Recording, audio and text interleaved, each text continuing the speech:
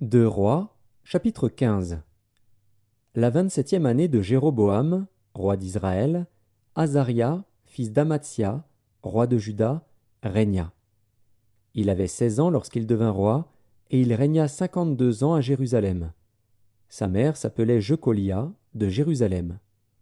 Il fit ce qui est droit aux yeux de l'Éternel, entièrement comme avait fait Amadzia, son père. Seulement, les hauts lieux ne disparurent point. Le peuple offrait encore des sacrifices et des parfums sur les hauts lieux. L'Éternel frappa le roi, qui fut lépreux jusqu'au jour de sa mort et demeura dans une maison écartée. Et Jotham, fils du roi, était à la tête de la maison et jugeait le peuple du pays. Le reste des actions d'Azaria et tout ce qu'il a fait, cela n'est-il pas écrit dans le livre des chroniques des rois de Juda? Azaria se coucha avec ses pères, et on l'enterra avec ses pères dans la ville de David. Et Jotham, son fils, régna à sa place. La 38e année d'Azaria, roi de Juda, Zacharie, fils de Jéroboam, régna sur Israël à Samarie. Il régna 6 mois. Il fit ce qui est mal aux yeux de l'Éternel, comme avaient fait ses pères. Il ne se détourna point des péchés de Jéroboam, fils de Nebat, qui avait fait pécher Israël.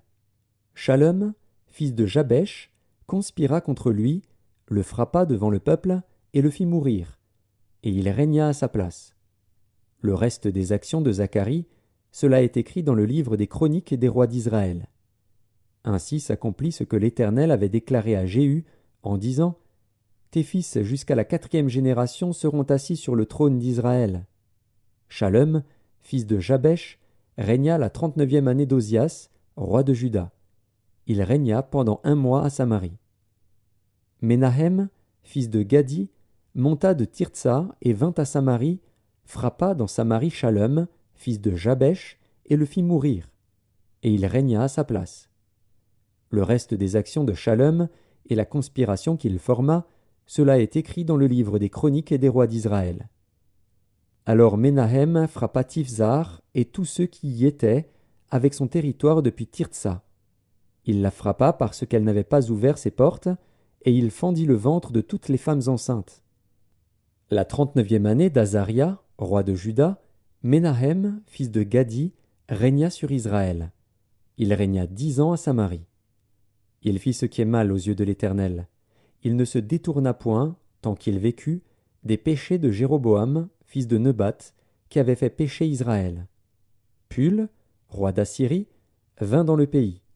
Et Ménahem donna à Pul 1000 talents d'argent pour qu'il aidât à affermir la royauté entre ses mains. Ménahem leva cet argent sur tous ceux d'Israël qui avaient de la richesse, afin de le donner au roi d'Assyrie. Il les taxa chacun à 50 cycles d'argent. Le roi d'Assyrie s'en retourna et ne s'arrêta pas alors dans le pays. Le reste des actions de Ménahem et tout ce qu'il a fait, cela n'est-il pas écrit dans le livre des chroniques des rois d'Israël? Ménahem se coucha avec ses pères, et Pékachia, son fils, régna à sa place. La 50e année d'Azaria, roi de Juda, Pékachia, fils de Ménahem, régna sur Israël à Samarie. Il régna 2 ans. Il fit ce qui est mal aux yeux de l'Éternel. Il ne se détourna point des péchés de Jéroboam, fils de Nebat, qui avait fait pécher Israël. Pékar, fils de Remalia, son officier, conspira contre lui. Il le frappa à Samarie, dans le palais de la maison du roi, de même qu'Argob et Arié. Il avait avec lui 50 hommes d'entre les fils des Galaadites. Il fit ainsi mourir Pékachia, et il régna à sa place. Le reste des actions de Pékachia et tout ce qu'il a fait, cela est écrit dans le livre des chroniques des rois d'Israël.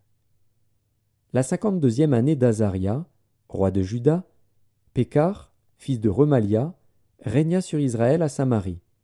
Il régna 20 ans. Il fit ce qui est mal aux yeux de l'Éternel. Il ne se détourna point des péchés de Jéroboam, fils de Nebat, qui avait fait pécher Israël. Du temps de Pékar, roi d'Israël, Tiglath-Pileser, roi d'Assyrie, vint et prit Ijon, Abel-Beth-Maaka, Janoar, Kédesh, Hatzor, Galaad et la Galilée, tout le pays de Nephtali, et il emmena captifs les habitants en Assyrie. Osée, fils d'Éla, forma une conspiration contre Pékar, fils de Remalia, le frappa et le fit mourir. Et il régna à sa place, la 20e année de Jotham, fils d'Ozias. Le reste des actions de Pékar, et tout ce qu'il a fait, cela est écrit dans le livre des chroniques des rois d'Israël. La seconde année de Pékar, fils de Remalia, roi d'Israël, Jotham, fils d'Ozias, roi de Juda, régna. Il avait 25 ans lorsqu'il devint roi, et il régna 16 ans à Jérusalem. Sa mère s'appelait Jérusha, fille de Tsadok.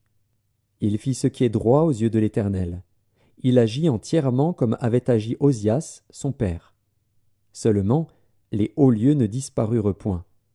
Le peuple offrait encore des sacrifices et des parfums sur les hauts lieux. Jotham bâtit la porte supérieure de la maison de l'Éternel. Le reste des actions de Jotham, et tout ce qu'il a fait, cela n'est-il pas écrit dans le livre des chroniques des rois de Juda? Dans ce temps-là, l'Éternel commença à envoyer contre Juda Retsin, roi de Syrie, et Pékar, fils de Remalia. Jotham se coucha avec ses pères, et il fut enterré avec ses pères dans la ville de David, son père.